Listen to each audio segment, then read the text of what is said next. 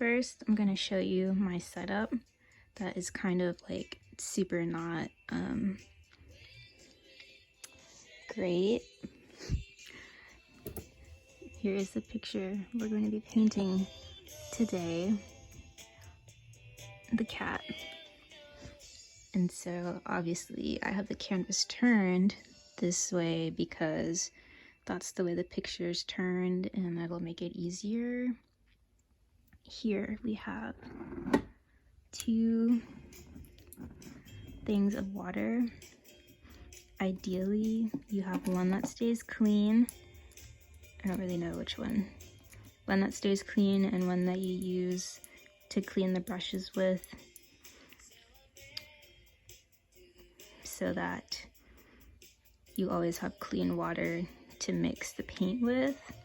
I think this is more important with watercolors, but I'm gonna still do it. Canvas. This is one of these packs, so it's little, but that's okay.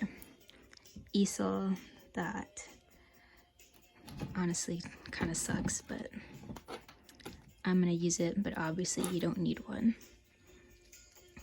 Here, this is called gesso, and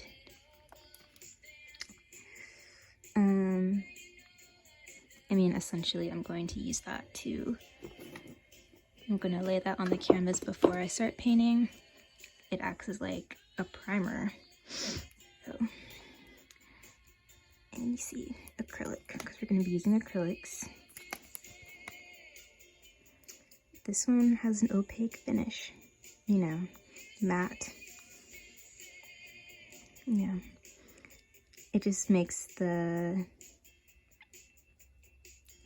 canvas smoother to paint on. Here I have a 2-inch brush that is just going to be easier for getting all the big spots. A towel to dry the brushes on. This is a canvas, no, what is this called? A palette for mixing paints on. Over here, I have some old brushes.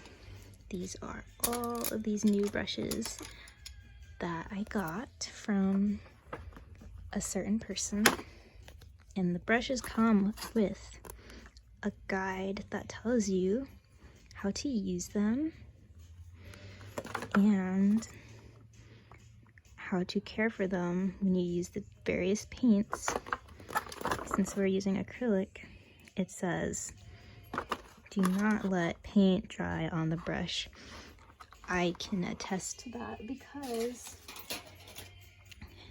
this is what happens when you do that.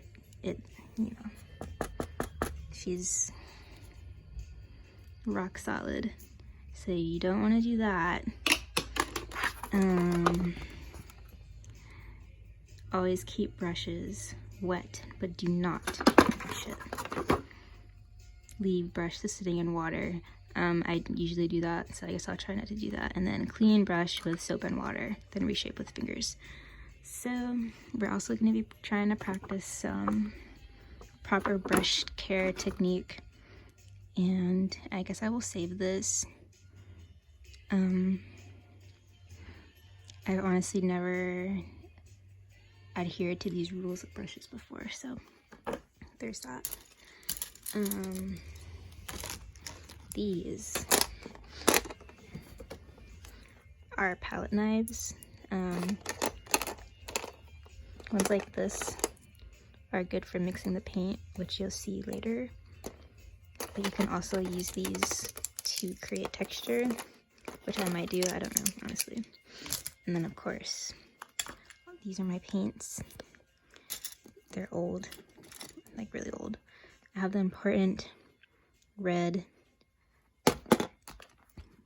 blue, yellow. She's running out a bit, so that might be a bit of an issue. Oh shit, wait, no, this is white. This is yellow. Yellow is fine. The white, this is like another white, and it honestly might be empty. I don't know. This is phthalo blue. It's a little bit more greenish than this ultramarine blue. If you can see the difference. And if you can't now, you'll see on the palette. I also have this the hell is this? Cyan blue, which I might not use, but you know, and a brown because why not? And black, just in case. And then lastly, we have these watercolor pencils. I'm just gonna use one for drawing out the picture before I paint it, because these don't leave as much of a mark since they're wow, what am I saying? They're better to use when you're painting because they're water soluble, unlike lead pencil, and so it won't like mess up your paint as much. My art teacher recommended that we use pink, so I'm gonna use this one when I sketch out the picture. And this should be it. I also have these older palettes that I'm probably gonna use this one for the gesso just because